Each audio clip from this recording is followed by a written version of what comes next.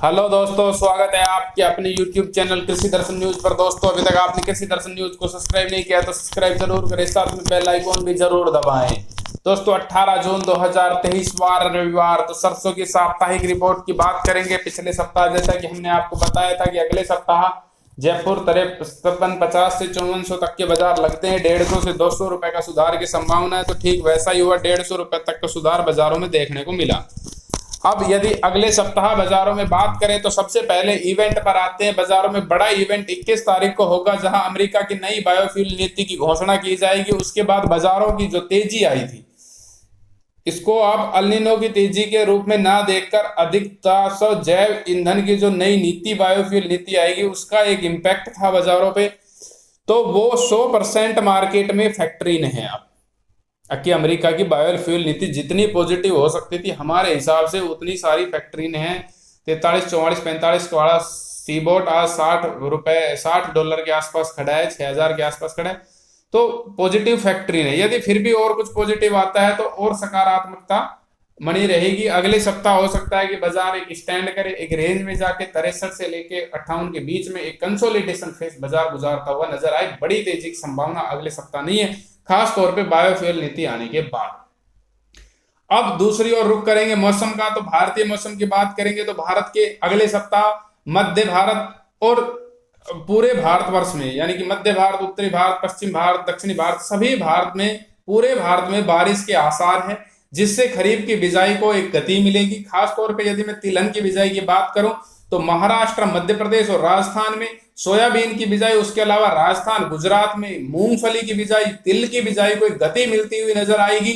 जो तिलहन में अभी तक तेजी का एक फैक्टर कामकाज कर रहा था, जैसे हम कीर्ति प्लांट के भाव की चर्चा करें तो जुलाई 15 के बाद का सौदा 100 रुपए ऊपर था।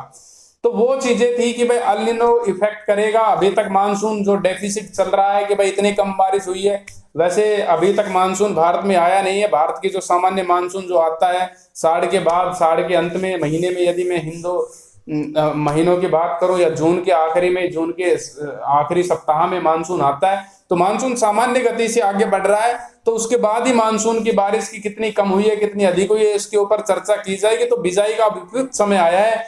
तो बिजाई के आंकड़े किस हिसाब से आते हैं या किस हिसाब से बारिश होती है, इसके ऊपर भी एक चाल की निर्भरता रहेगी। मौसम की ऊपर पूरी बाजारों की निर्भरता रहेगी। बाकी बारिश बताइए, मौसम विभाग ने तात्कालिक मौसम अनुमान है, तो अच्छी बारिश, तगड़ी बारिश न होके बारिश होगी, बिजाई के लिए उपयुक्त बारिश होगी, इतना पानी जरूर पड़ेगा। अब रुक करते हैं बाजारों के प्राइस एक्शन पर। तो बाजारों के प्राइस एक्शन की बात की जाए तो सरसों के बाजारों में अगले सप्ताह 21 के बाद, हमने जैसे आपको बताया कि बायोफ्यूल नीति के बाद बाजारों में एक डाउनफॉल नजर आता है। 5350 वाला जो बाजार है, ये 5450, 5470 या 5500 से ऊपर जाता हुआ नजर नहीं आता है। नीचे में इसमें एक हल्की सी करेक्शन या एक गिरावट लगती है।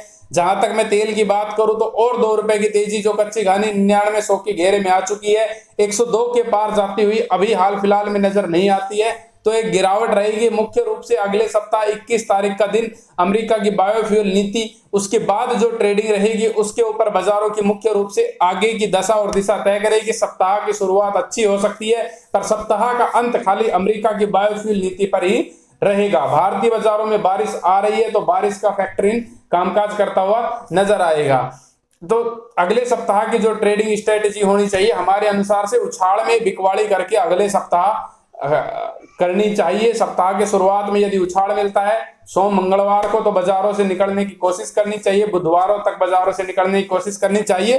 फिर बायोफ्यूल नीति आने के बाद आराम से तसल्ली से बैठकर 22 तारीख या 23 तारीख को अपना नया ट्रेडिंग प्लान, उसके अनुरूप ही प्लान करना चाहिए। यदि आपको हमारा वीडियो अच्छा लगा हो तो लाइक शेयर करके जरूर बताएं। जय हिंद, जय जवान, जय किसान।